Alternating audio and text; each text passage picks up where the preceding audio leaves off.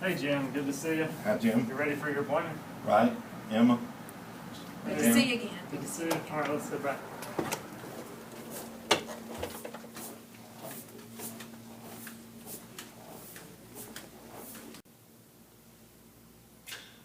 Hi, my name is Jim McManus. This is my wife, Emma. And I want to tell you the story of my amputation. I began with diabetes probably in the mid-90s, around 95, and went through diet control, then using oral medication, and then probably about the mid-2000s had to go to insulin.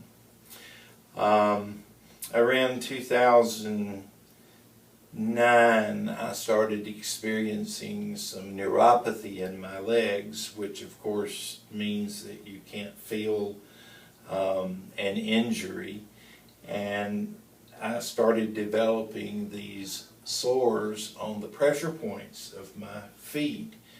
We tried to treat those sores with skin grafts, with vacuum pumps, with antibiotics, all sorts of methods, but eventually we were unable to control the deterioration of the tissue.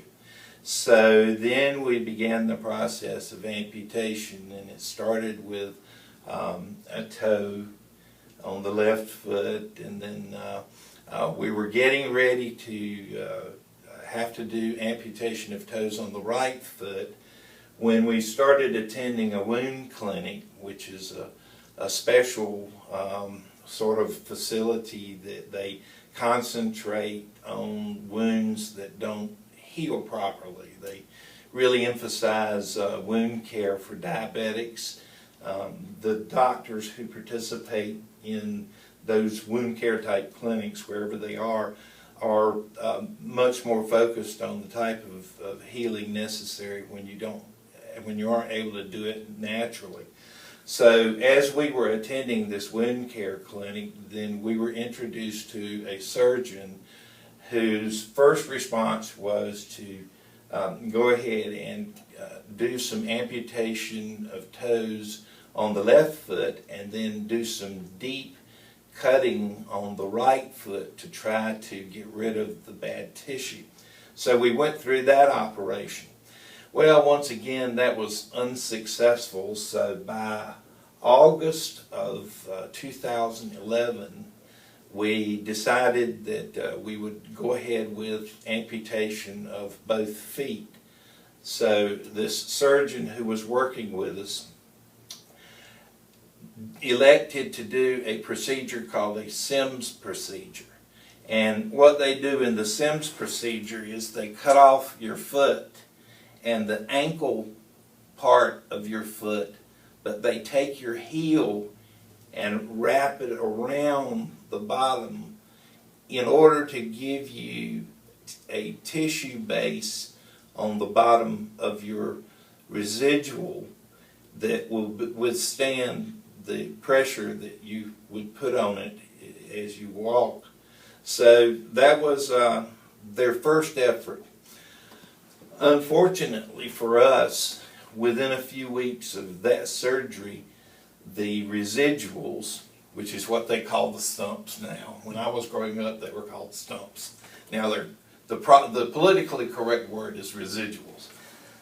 So anyway, within a couple of weeks after the SIMS procedure, the residuals became infected and did not respond to vacuum treatment or hyperbaric chamber. They actually ran me through some hyperbaric chamber stuff.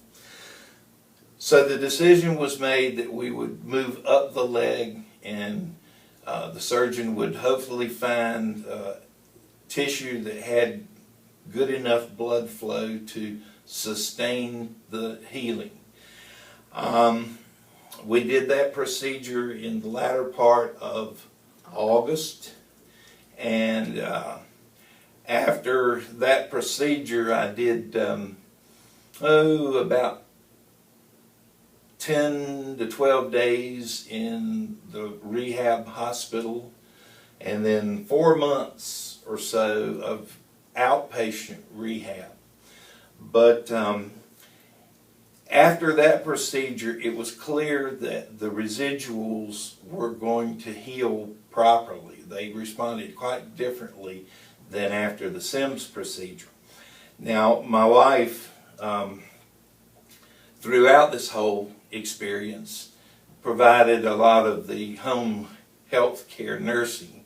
She changed dressings, which had to be changed frequently, and many times had to do extended procedures like with an open wound, we would have to pack it, which meant taking packing material and literally stuffing the wound so that it would heal from the inside out. So I have to compliment her on being willing to do that kind of thing, because if you don't have somebody who can do it in your home, then you have to go to the home health care services, or it gets really, really complicated. Also, by her working with me on the healing process as far as dressing wounds, we kind of developed a spirit about the healing process that was probably as good as the medicine, that you have to have a positive outlook on where you're going with the process. That was the same idea when we initially talked about the surgery and removing the feet. The surgeon talked to me about what my expectations were for life as an amputee. Well, I'm sure I said a lot of things, but the two things I remember in particular were, first, I wanted to be ready to walk down the aisle at my daughter's wedding. Now, there was no wedding planned at that time. As of now, there is a wedding planned. The wedding is planned for the week before Thanksgiving of this year, and I am prepared, To dance. as you will see later on, that not only can I walk, but I can do a jig, which is part of what daddies get to do.